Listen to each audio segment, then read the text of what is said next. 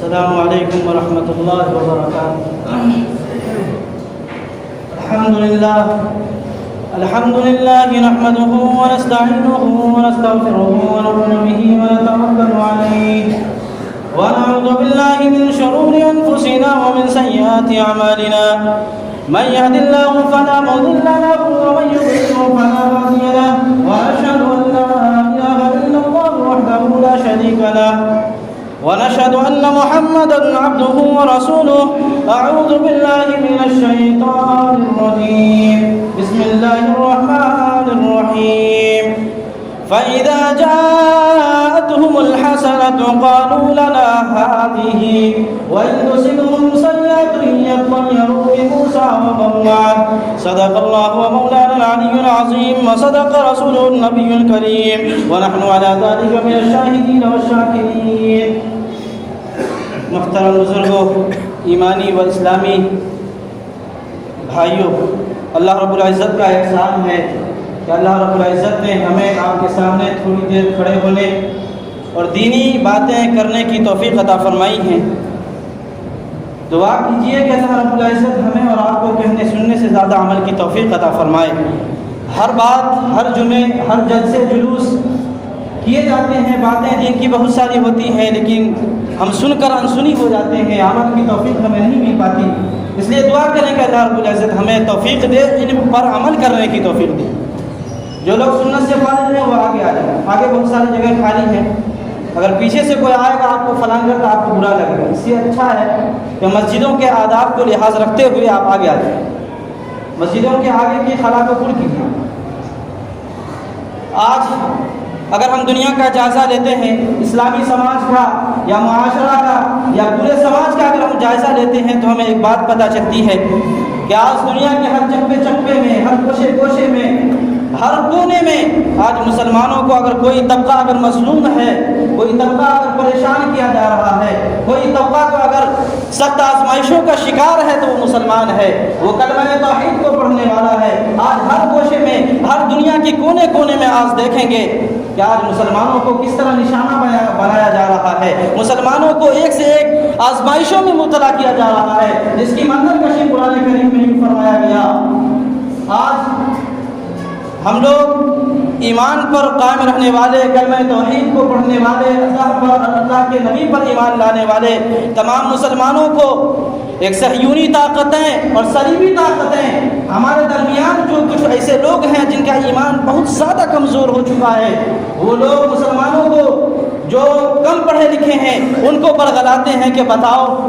تم کو تو خیر امت کہا گیا تھا، تم خیر امت اخرجت للناس کہا گیا تھا، دنیا کی امامت تمہیں دی گئی تھی، تمہیں مسلمانوں کی اور ایمان والوں کی اور دنیا کے تمام انسانوں کی رہنمائی کے لیے نکالا گیا تھا۔ تو بھلا بتاؤ، ایک سوال تم سے میں کرتا ہوں کہ جب تمہیں بہترین امت بتایا گیا تو پھر تمہارے اوپر اتنی تکلیفیں کیوں آتی ہیں، تمہارے اوپر اتنی آزمائشیں کیوں آتی ہیں؟ ظاہر ہے کہ یہ ایک ایسا سوال ہے جس میں ہر انسان پھنس سکتا ہے۔ یہ بات تو صحیح کہہ رہا ہے کہ اگر میرا اللہ واقعی قدرت والا ہے، اگر اللہ مجھے جانشین بنایا ہے، پھر میرے اوپر اتنی پریشانیاں کیوں ہیں؟ میرے بھائیو، اگر ہم نے قرآن کریم کی دوسری آیت کو پڑھیں جس میں اللہ رب العزت نے منظر کشی اس طرح کی ہے، وقال اللہ تبارک و تعالی ان اللہ اشتری من المؤمنین انفسهم واموالهم بان لهم الجنہ۔ اگر اس قرآن کریم کی تفسیر کو دیکھیں، اس کے معنی مفہوم کو دیکھیں تو ہمیں یہ اندازہ ہوگا کہ اللہ رب العزت نے کہیں ہمیں آزمائشوں سے گزارنے کا وعدہ کیا ہے، کہیں مصیبتوں سے گزارنے کا وعدہ کیا ہے۔ دوسری جگہ فرمایا وَلَنَبْلُوَنَّكُمْ بِشَيْءٍ مِّنَ الْخَوْفِ وَالْجُوعِ وَنَقْصٍ مِّنَ الْأَمْوَالِ وَالْأَنفُسِ وَالثَّمَرَاتِ وَبَشِّرِ الصَّابِرِينَ۔ اللہ رب العزت فرماتے ہیں کہ ہم تمام ایمان والوں کو، تمام اسلام پر جمے رہنے والوں کو، تمام اسلام کے ماننے والوں کو آزمائیں گے۔ یہ قرآن اور رسول نہیں، یہ اللہ رب العزت کا فرمان ہے۔ کس چیز سے آزمائیں گے؟ وَلَنَبْلُوَنَّكُمْ بِشَيْءٍ مِّنَ الْخَوْفِ، کبھی خوف کے ذریعے سے، کبھی دہشت کے ذریعے سے، والجوع، کبھی بھوک کے ذریعے سے۔ اس کی نوعیت یہ ہے کہ کبھی اس طرح فاقہ کشی ہو جائے گی، کبھی اس طرح ہم کھانے پر مجبور ہو جائیں گے، ہماری پیٹ میں بھوکی رہ جائیں گی۔ یہ نوبت اس وقت آئے گی تو ہم یہ سوچیں گے کہ یہ آج ہمارے اوپر پریشانیاں ہیں، ہم کما نہیں رہے ہیں، ہمارے معاشیات خراب ہو چکے ہیں۔ حالانکہ اگر ہم قرآن کریم کے اس منظر کشی کو دیکھیں، اللہ رب العزت فرماتا ہے کہ ہم آزماتے ہیں، ایمان والوں کو آزماتے ہیں کبھی خوف دے کر۔ آج مسلمانوں کا حال دیکھیے، پوری دنیا کا جائزہ دیکھیے، خاص طور سے ہمارے ہندوستان کا جائزہ لیجیے کہ آج مسلمانوں کو کس طرح ڈرایا جا رہا ہے، کبھی اس کی رہنماؤں کو جیل کے سلاخوں کے پیچھے ڈال کر، کبھی اس کے بڑے لوگوں کو دہشت اس طرح ڈرایا جاتا ہے، کبھی جو ہے ماب لنچنگ کر کے، کبھی کسی کو مار کر کے۔ وَلَنَبْلُوَنَّكُمْ بِشَيْءٍ مِّنَ الْخَوْفِ وَالْجُوعِ، اگر اس کو ہم پڑھیں گے، اس کو سمجھیں گے تو ہمیں کوئی بھی پریشانی آ جائے، کوئی بھی دقتیں آ جائیں، ہم گھبرائیں گے نہیں بلکہ اپنا راستہ اختیار کریں گے۔ آج دنیا کا کوئی بھی ملک ہو، چاہے وہ امریکہ ہو یا یورپ ہو یا کوئی بھی کنٹری ہو، ہر جگہ مسلمانوں کے خون کو اس طرح سستا کر دیا ہے جس سے اس سے سستا انسان پانی بھی نہیں خرید سکتا۔ آج جس طرح ایک پانی پینے والا پانی خریدتا ہے تو وہ کہتا ہے کہ پانی سستا ہے، آج اس سے بھی زیادہ مسلمانوں کے خون کو سستا بنا دیا ہے۔ جہاں چاہے جب چاہے قتل و غارت کھڑی کیے ہوا ہے، جہاں چاہے جب چاہے مسلمانوں کے ماں اور بہنوں کے سامنے اس کے بچوں کو قتل کیا جاتا ہے، اس کو باندھ کر کے اسے عزت کی آبرو کی عزت لوٹی جاتی ہے، لیکن اسے روکنے والا کوئی نہیں ہوتا ہے۔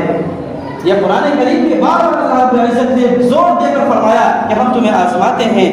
من الثمرات، ثمرات کے معنی آتے ہیں پھل کے، لیکن بعض مفسرین فرماتے ہیں کہ پھل کے معنی یہاں پہ نہیں ہے بلکہ ثمرات کے معنی ہیں اولاد کے۔ اولاد کو دیکھتے ہیں کہ ہر ملک میں کہیں جو ہے کسی نوجوان کو پکڑ کر غلط الزامات لگا کر اس کے اوپر کوئی مقدمہ دائر کر کے جیل کے سلاخوں میں ڈال دیتا ہے اور اس کو جھیلتا یہاں تو ایسا قانون ہے کہ کوئی اگر وکیل اس کی وکالت کرتا ہے، کوئی اس کے پیچھے اگر اپنا کیس لڑنا چاہتا ہے تو وہ کیس سلجھتے وہ مقدمہ، وہ مجرم قبر کی آغوش میں جا کر سو جاتا ہے، وہ مقدمہ ختم نہیں ہوتا۔ یہ حال ہے ہمارا ملک کا۔ لیکن اللہ رب العزت نے فرمایا آج دنیا کا چاہے امریکہ ہو یا تو خیر غیر مسلموں کا قوم ہے، ہمارے مسلمان قوم جو عراق ہو یا شام ہو، یمن ہو یا چین ہو، کہیں بھی ہو، شام کے اندر اگر مسلمان ہیں، وہاں مسلمان بستے بھی ہیں تو اس کے پیچھے صلیبی اور صہیونی طاقتیں اس طرح اس کے اوپر مسلط ہو چکی ہیں کہ ان کو جب چاہے جس طرح چاہے ان کو ملک کے معاشی حالات کو وہ قبضے میں لے کر وہاں کے باشندوں کو، وہاں کے رہنے والوں کو پریشان کرنے کی کوشش کرتا ہے۔ اور یہ صرف اس لیے ہو رہا کہ ہم کلمہ توحید کو پڑھنے والے ہیں، لیکن ہمیں گھبرانا نہیں ہے، ہمیں اس سے آگے بڑھنا ہے۔ لیکن دوسری جگہ یہ بھی پہلو ہے کہ ہم اپنی زندگی کو چھوڑ کر، اپنے حالات کو چھوڑ کر، یہ سبق جو ہمیں مل رہی ہے، یہ دنیا کے حالات ہمیں سکھا رہا ہے کہ اپنا محاسبہ کرو، اپنے اندر ایمان کی چنگاری کو دیکھو کہ وہ ایمان کی چنگاری ہمارے اندر کتنی کمزور ہو چکی ہے یا اس میں طاقت بھی ہے۔ جس طرح انسان ایک مستری کو دیکھتے ہیں کہ وہ جب کسی لائٹ کی کنیکشن کو چیک کرتا ہے تو پہلے ایک تار ہلکا سا جھٹکا دیتا ہے، جب اس سے چنگاری نکلتی ہے اسے اندازہ ہوتا ہے ہاں اس کے اندر پاور ہے، اس کی بیٹری چارج ہے۔ ٹھیک اسی طرح مسلمانوں کا اپنا محاسبہ کرنا چاہیے، مسلمانوں کو اپنے ایمان کی جانچ کرنی چاہیے کہ ہمارا ایمان کس طرح کمزور ہے یا مضبوط ہے، ہمارا ایمان وہ ایمان ہے یا نہیں ہے جو صحابہ کا تھا، وہ ایمان ہے یا نہیں ہے جو کلمہ توحید ہم سے مطالبہ کرتا ہے۔ لیکن افسوس آج سب سے خرابی ہمارے اندر یہ ہے کہ جب کوئی پریشانی آتی ہے تو مومنانہ طریقہ تو یہ تھا کہ جب کوئی پریشانی آئے، کوئی آزمائش آئے تو اپنے اندر جھانکے، اپنے اندر دیکھے کہ میرے اندر کیا کمی ہے۔ لیکن یہ بنی اسرائیل کا طریقہ جو تھا، جس کے قرآن کریم میں منظر یہ کشی کی گئی، وَإِذَا جَاءَتْهُمُ الْحَسَنَةُ قَالُوا لَنَا هَٰذِهِ، جب بھی اس کے اوپر کوئی اچھائی یا کوئی اچھی بات پیش آتی تو وہ کہتے، فخر سے کہتے تھے بنی اسرائیل موسیٰ علیہ السلام سے، ہاں یہ تو ہماری قسمت کی چیز تھی، یہ ہماری مقدر کی چیز تھی، ہمارے ذریعے سے یہ اچھائی نازل ہوئی ہے۔ لیکن جب اس سے آگے قرآن پڑھیں گے، آگے فرماتا ہے قرآن کریم میں اللہ رب العزت وَإِن تُصِبْهُمْ سَيِّئَةٌ يَتَطَيَّرُوا بِمُوسَىٰ وَمَن مَّعَهُ، یہیں پر جب اچھائی چھٹ جاتی، کوئی پریشانی آتی، کوئی دکھ آتا، کوئی آزمائش آتی تو سیدھے اپنے اوپر سے کھلا کر، اپنے اوپر سے ہٹا کر وہ کیا کہتا، یہ تو موسیٰ کے اور موسیٰ کے قوم کے، موسیٰ کے ماننے والوں کی نحوست ہے جس کی وجہ سے ہمارے اوپر پریشانی آ رہی ہے۔ آج ہمارا بھی یہی حال ہے، آج جب ہمیں کوئی پریشان کرتا ہے، ہمارے معاملے میں، ہمارے سماج میں جب کوئی برائی عام ہوتی ہے تو ہم دوسروں کو کہتے ہیں کہ فلانا تو یوں کر رہا ہے، فلانا اس کام سے نہیں جڑ رہا، فلانا برائی میں مبتلا ہے، لیکن ہم یہ کیوں نہیں جانتے، یہ اپنے اندر کیوں نہیں جانتے کہ ہمارے اندر کیا کمی ہے، ہم ایمان پر قائم ہے یا نہیں نہیں ہے، نعوذ باللہ اس سے ہم بالکل خالی ہو چکے ہیں۔ ہم ہمیشہ دوسروں پر تانا زنی کرتے ہیں، ہمیشہ دوسروں کے گریبان کو جھانکنا چاہتے ہیں، لیکن قرآن کریم کہتا ہے وما اصابکم من مصیبت فبما کسبت ایدیکم ویعفو عن کثیر۔ یہ یاد رکھو اے مسلمانوں کہ جب بھی کوئی پریشانی آتی ہے، جب بھی کوئی آزمائشیں آتی ہیں، تو سب سے پہلے اپنے گریبان کو جھانکو کہ تمہارا اعمال بگڑ تو نہیں گیا ہے، تمہارے اعمال اس قدر نیچا تو نہیں ہو گیا جو یہ آزمائشیں آ رہی ہیں، جو یہ پریشانیاں آ رہی ہیں۔ آج تمام ملکوں میں کہیں دیکھیے تو مسلمانوں کو نوکریاں سے برخاست کر دیا جاتا ہے، کہیں اسے بھوک پر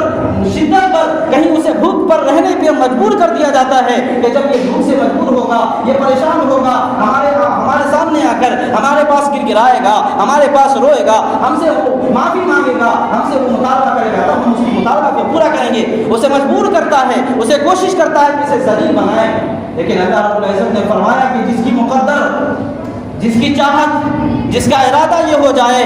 کہ دنیا سے ہٹ کر آخرت جس کی نظر ہو جائے، دنیا سے ہٹ کر آخرت کی زندگی اس کے سامنے آ جائے، اللہ رب العزت فرماتا ہے کہ دنیا کی زندگی کو اس کے قدموں میں ذلیل ہو کر میں لانے والا ہوں۔ یہ اللہ رب العزت کا چیلنج ہے مسلمانوں سے، ایمان والوں سے، اپنی دنیا کے لوگوں سے کہ ہاں جس کا مقدر اور جو اپنے آپ کو اپنے اندر صرف یہ سوچ لے کہ میں دنیا کمانے کس طرح لگ جاؤں، میں دنیا کو کس طرح حاصل کروں، اللہ رب العزت فرماتا ہے کہ اس کے مقدر میں صرف وہی ہوگا جو اس کے مقدر نے اللہ رب العزت لکھ دیا ہوگا۔ لیکن اگر اس کی منزل آخرت کو وہ سامنے رکھے گا، آخرت کی فکر اس کے سامنے ہوگی، تو پھر وہ دنیا جس کو وہ ٹھکرایا تھا، دنیا ذلیل ہو کر اس کے سامنے آ جائے گی اور وہ کہے گا کہ میں ہی ہوں جس کو تو نے ٹھکرایا تھا۔ آج وہ محبت کا پیغام سنائے گا۔ لیکن آج ضرورت اس بات کی ہے کہ ہم اپنے نوجوانوں سے جڑیں، اس کی اصلاح کی فکر کریں، کیونکہ ہر قوم کا اگر نوجوان ایک ہیرے کے مانند ہے، ہیرا جس کی جوانی چھٹ گئی، جس کی عمر ڈھل گئی، وہ کرے نہ کرے کم سے کم رہنمائی کرے، لیکن اپنے اندر اپنے پیچھے ایک طاقت جو رکھے وہ نوجوانوں کا رکھے۔ نوجوان ایک ہیرا ہے، اگر ہیرے کو صحیح سے تراشا گیا وہ ہیرا آگے چل کر وہ قیمتی بنے گا، لیکن اس ہیرے کی اگر ناقدری کی گئی، اسے کہیں سے کہیں ڈال دیا گیا، وہ ہیرا نہیں بلکہ ایک پیپل، وہ ایک پتھر بن جائے گا جس کی کوئی قیمت نہیں، جب چاہے جو چاہے اٹھا کر پھینک دیا، جس کے اوپر چاہے مار دیا، یہ کوئی قیمت نہیں رہ جائے گی۔ اس لیے ضرورت اس بات کی ہے کہ اپنے نوجوانوں کو اپنے قبضے میں لیں، اپنے نوجوانوں کی اصلاح کریں، اسے دین کی باتیں بتائیں، اس کے دین کی اصلاح کی فکر میں لگے رہیں۔ زیادہ محنت اگر کرنے کی ہے وہ نوجوانوں کی نسل پر ہے۔ اس لیے نوجوانوں سے کہوں گا کہ اللہ کے واسطے اللہ کی ربوبیت کو پہچانو، اللہ کے واسطے اللہ کی وحدانیت کو پہچانیے، اور اللہ رب العزت نے آپ کی زندگی کو کس لیے بنایا تھا، آپ کا وجود کس لیے اس دنیا میں دیا تھا، اس کو آپ پہچانیے، اور عمر کیا وہ خیر کا کام کیجیے جس کے لیے اللہ رب العزت نے آپ کو اس دنیا میں مبعوث کیا، اس دنیا میں پیدا فرمایا۔ یہ دنیا میں آنے کا مقصد صرف یہ نہیں ہے کہ کمائیں گے، کھائیں گے اور دنیا سے رخصت ہو کر آخرت کی طرف چل دیں گے، نہیں، بلکہ دنیا میں آنے کا مقصد یہ ہے کہ اللہ کی وحدانیت کو بھی پہچانا جائے، اللہ کی ربوبیت کو پہچانا جائے، اللہ کے نبی کی تعلیمات کو سیکھی جائے، اللہ کے نبی نے جو فرمایا اس پر عمل ہونا چاہیے، تب جا کر ہمارا معاشرہ بھی سدھرے گا، ہمارا سماج بھی سدھرے گا، اور کوئی قوم مسلمانوں پر اپنی اٹھانے سے پہلے وہ 10 بار سوچے گا کہ ہاں ان کے نوجوانوں میں وہ طاقت آ گئی، ان کے نوجوان جاگ چکے ہیں۔ آج ہمارا نوجوان کا حال یہ ہے کہ شام ہوتے ہی وہ گھر سے باہر جاتے ہیں اور جا کر کسی ایسے سنسان جگہ پر، کسی ایسے خلا جگہ پر جا کر جہاں کوئی دیکھنے والا نہ ہو، جہاں کوئی رشتہ دار نہ ہو، اور ایسا ابھی ہمارے مارکیٹ میں تو ایسی دکانیں کھل گئی ہیں چائے کی، جو باہر سے دیکھنے میں تو وہ ظاہر لگتا ہے کہ چائے کی دکان ہے، لیکن اندر ایک پردہ لگا ہوا ہوتا ہے، اور اس پردے کے اندر وہ فحاشی اور وہ بنیادیت ظاہر ہوتی ہے جس کو آج تمباکو اور سگریٹ اور نہ جانے کیا کیا نوجوان شام کے وقت جا کر اپنے حوصلے کو، اپنے اس پنجرے کو آباد کرتے ہیں اپنے گھروں سے باہر جا کر۔ لیکن ہمارا سماج، ہمارے والدین، ہمارے سرپرست، ہمارے نگراں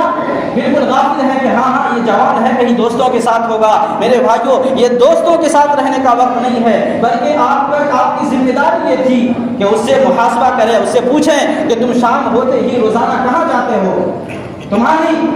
مشغولیت کیا ہے شام کے وقت۔ یہ اگر ہم نے فکر نہیں کیا تو وہ نوجوان آگے چل کر ہمارے سر پر، ہمارے اوپر کھڑا ہو کر ہمیں پیٹے گا، لیکن ہم بولنے والے نہیں ہوں گے۔ اکثر نوجوانوں کا حال یہی ہے، اکثر ماں باپ روتے ہیں کہ ہمارے نوجوان ہمارے قبضے میں نہیں ہیں، اکثر ماں باپ روتے ہوتے ہیں کہ ہمارے نوجوان ہماری بات نہیں مانتے، وہ دن بھر کہاں رہتا ہے، رات میں 12 بجے 1 بجے نہ جانے کہاں سے آتا ہے، اسے بولتا ہے تو ماں باپ پر الٹا بولتا ہے۔ میرے بھائیوں، آج ضرورت اس بات کی ہے کہ اپنے نوجوانوں پر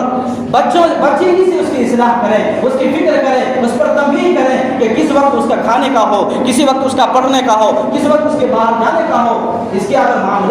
اس کے معاملات کو اگر آپ بنائیں گے بحیثیت سرپرست کے، بحیثیت نگراں کے، تب وہ جا کر آگے آپ سے ڈرے گا بھی، آپ کی بات مانے گا بھی، آپ کی فرما برداری بھی کرے گا، آپ کے حکم کے مطابق بھی چلے گا، اور نہ نبی کے حکم کے مطابق وہ خلاف کرے گا اور نہ اللہ کے حکم کے خلاف کرے گا۔ تب جا کر آپ ایک خوشی محسوس کریں گے، ہاں ہم نے ایک نوجوان کو،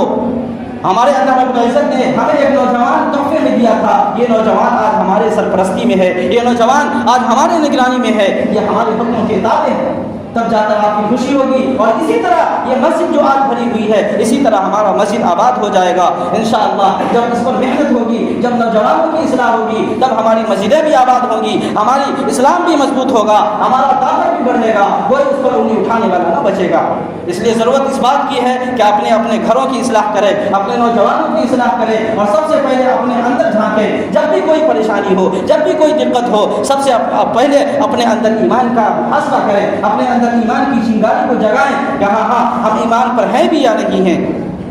اللہ رب العزت سے دعا ہے کہ اللہ رب العزت ہمیں کہنے سننے سے زیادہ عمل کی توفیق عطا فرمائے۔ وآخر دعوانا ان الحمد للہ رب العالمین۔